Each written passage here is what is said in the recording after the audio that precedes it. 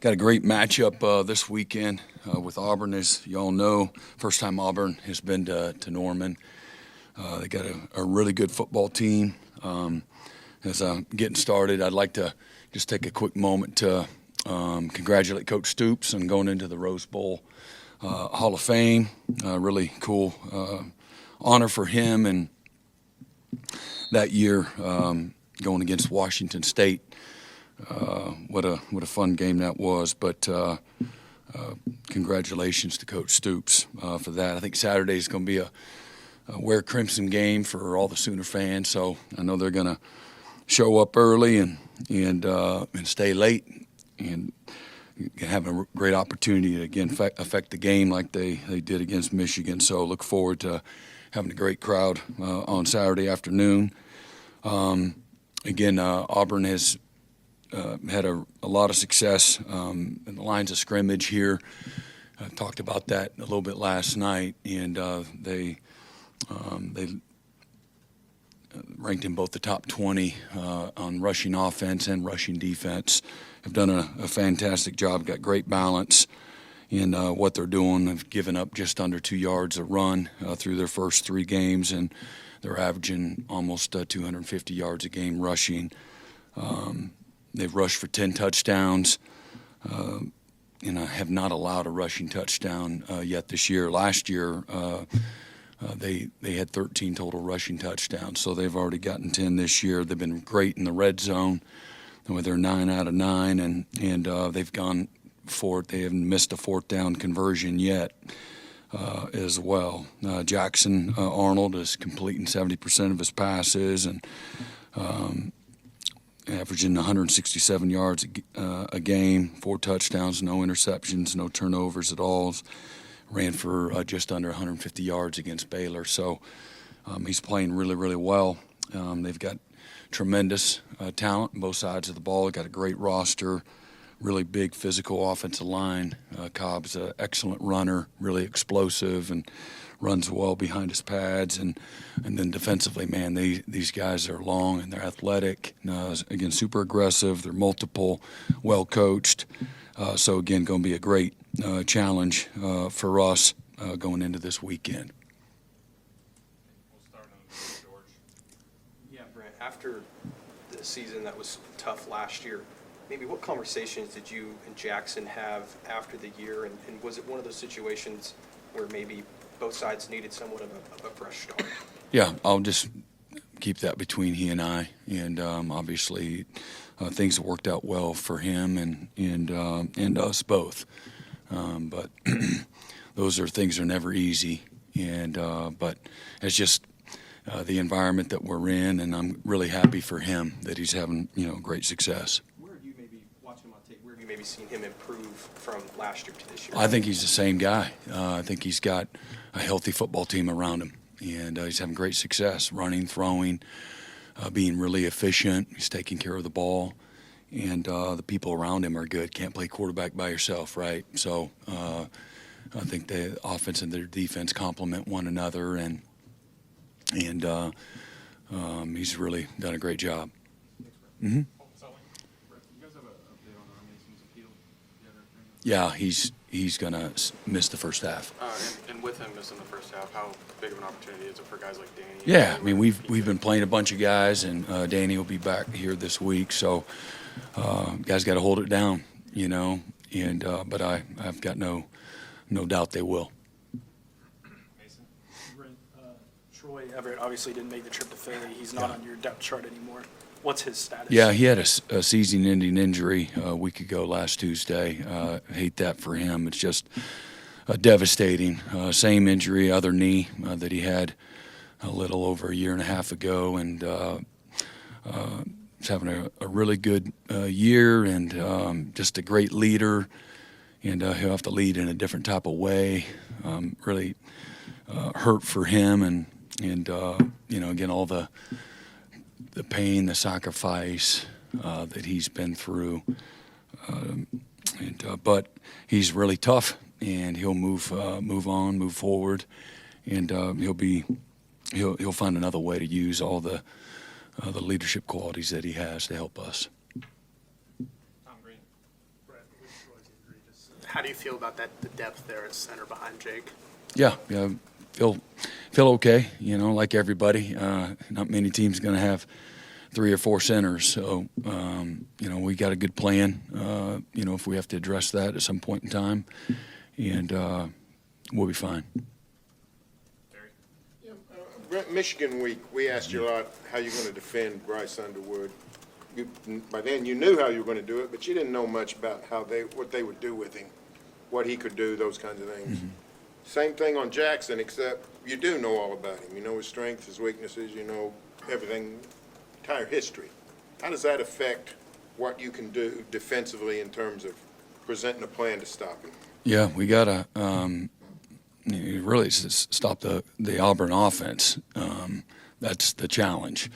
And they're got great balance, as I said, both running and throwing, and very efficient. So you got to play well in every area. You know, they're good at running the football, and they're good at throwing the ball down the field in the RPO world, and staying on schedule, being very efficient. And so we've got to be a little more efficient, and we've got to protect the perimeter, and we got to do a great job up front, you know, plugging gaps and getting off of blocks and having great leverage and playing great team defense. Second row, Ryan Chapman. You mentioned the balance Auburn's offense has. What have you seen from Coleman and Singleton and kind of the 1-2 punch? Yeah, those two guys again, present? Singleton is a new addition, obviously came from Georgia Tech, and really explosive playmaker. You know, when he touches the ball, man, he's got a chance to score every time he touches the ball. So they're utilizing him in lots of different ways as both a ball carrier, some of the perimeter game, the screen game, and then he's also a threat down the field. Coleman is he's elite. He's got great length to him, and had a good game against us last year. He's got great catch radius, super instinctive. He can really go up and get the football, and so going to be and again another area that's a big challenge for us. Third row, Cliff. Coach, when you first came here, I recall one of your biggest issues with your defense being tackling. You get frustrated almost every week. You guys try to strip the ball, gambling to make big plays, and sometimes getting burned by it. Now you've got one of the best defenses in the country, universally considered one of the best defenses in the country, despite having not forced a turnover. Generally, when that happens, you've got to have good tackling, good fundamentals. Mm-hmm. At what point did you start to notice a change in the mentality of your guys from a shift from trying to force those big plays to embracing defensive fundamentals? Yeah, I mean, I don't know if there was ever an exact moment, but we got better when our guys started understanding defense, tracking angles, certainly a lot of the fundamentals that you carry, you know, from practice to game day. But I really feel like the understanding of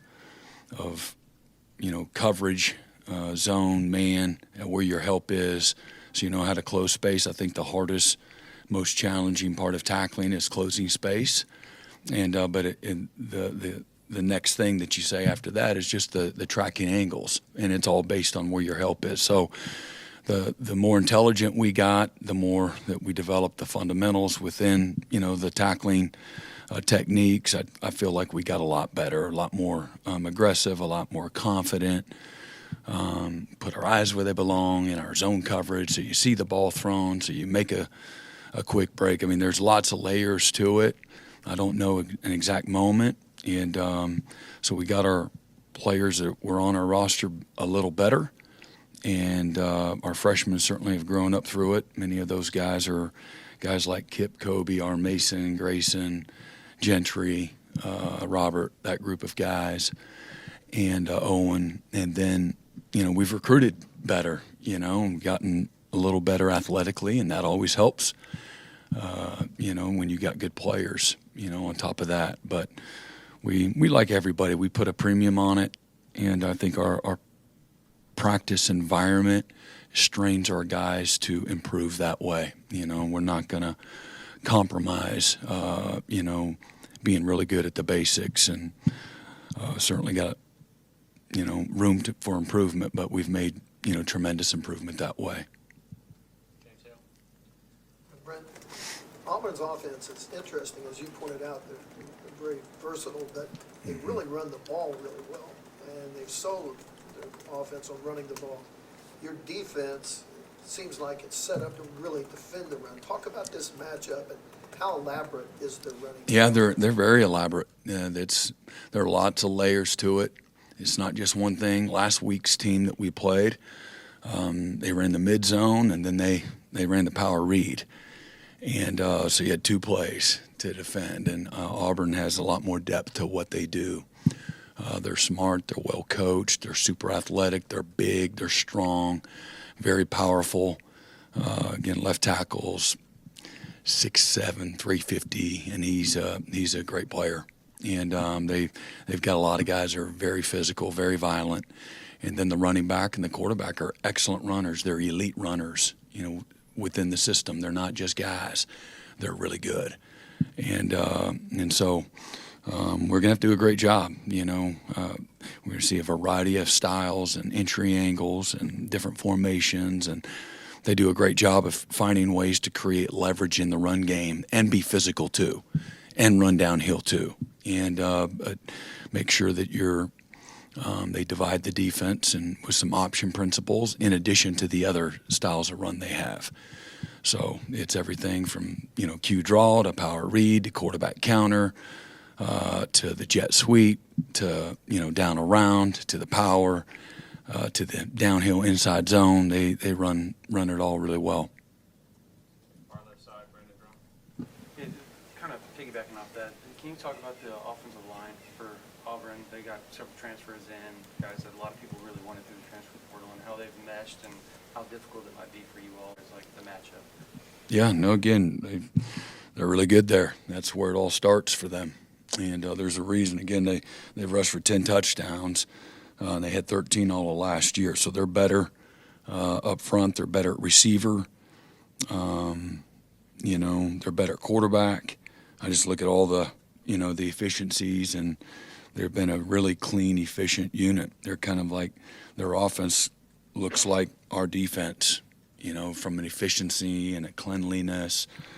The things that you got to do to win, they've been able to do. I think they're just around 50% conversion rate on third down. They're 100% conversion rate on fourth down.